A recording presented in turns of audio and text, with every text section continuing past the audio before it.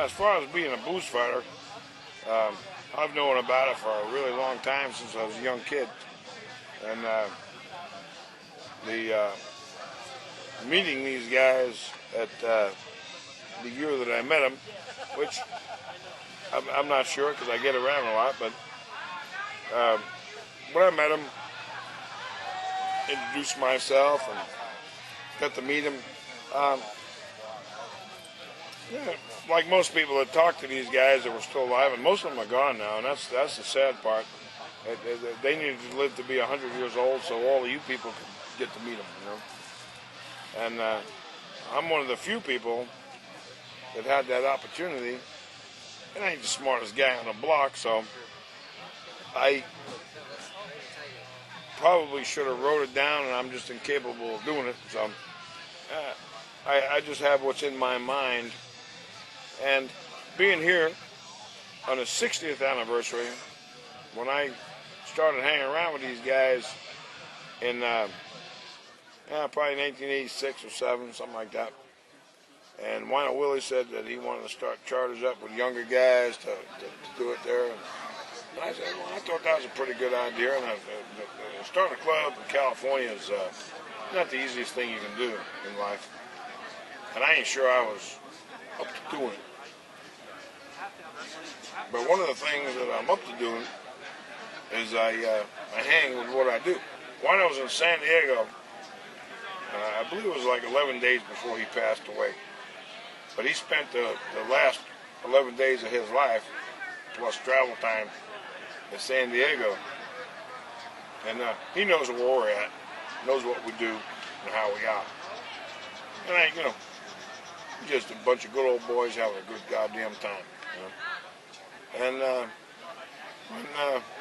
when he passed away, that was a real bad thing for us, because like all of us had to change our schedule big time, and all of us that was booze fighters and San Diego guys at that particular time were the only booze fighters other than the original members in the whole state of California, much less the United States.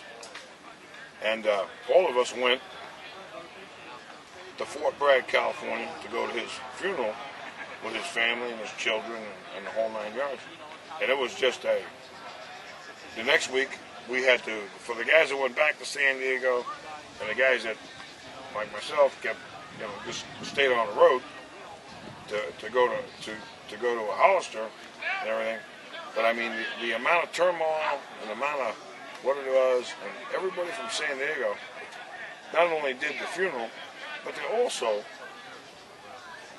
did Hollister. You know, everything we do, this is like 10 years later, and it was just a few of us back then.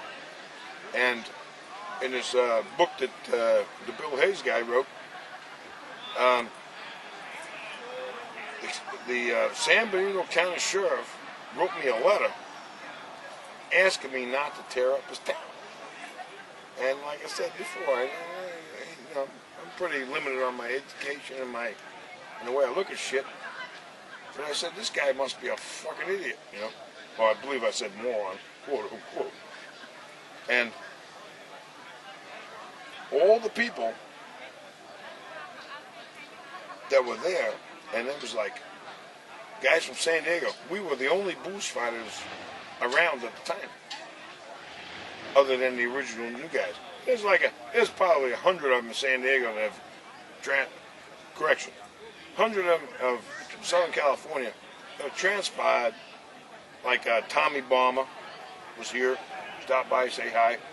And original booze fighters versus booze fighters that had existed for, you know, from the 40s and 50s to the 60s and 70s that are just not where we're at today.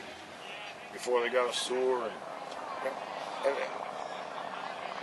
for me being not a young kid at the time, but you know, working on all the things that I have known all these years, it was pretty interesting. And to sit and listen to these men and women, especially the women, who really know what went on, as opposed to the guys running their shit about the guys running shit, you know.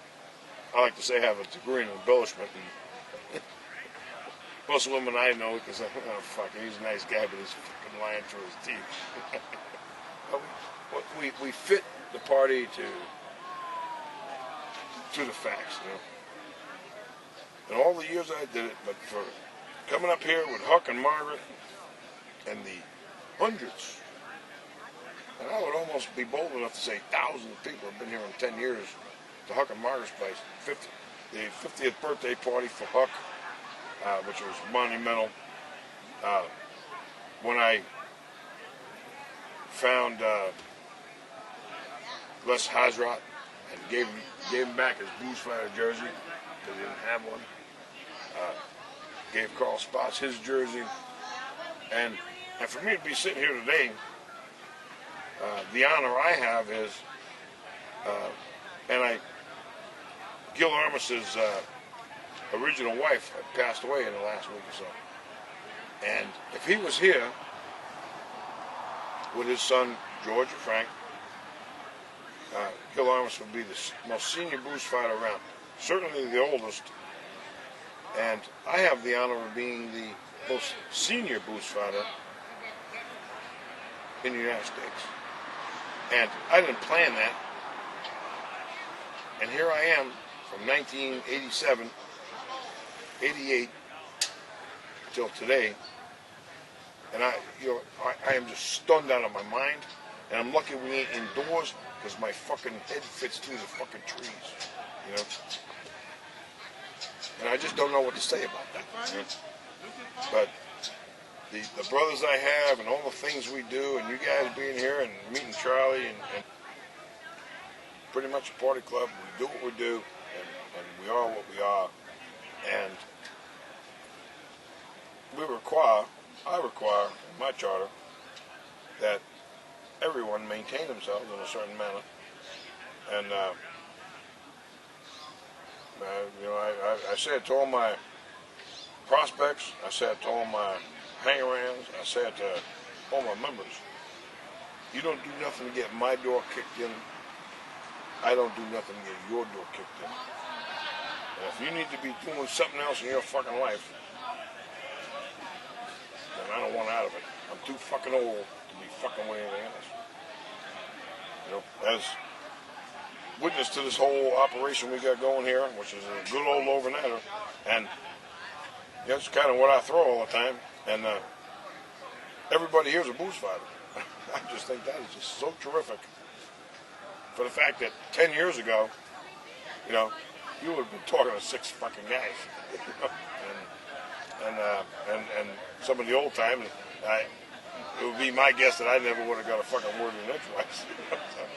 I just think that is, we've come a long way.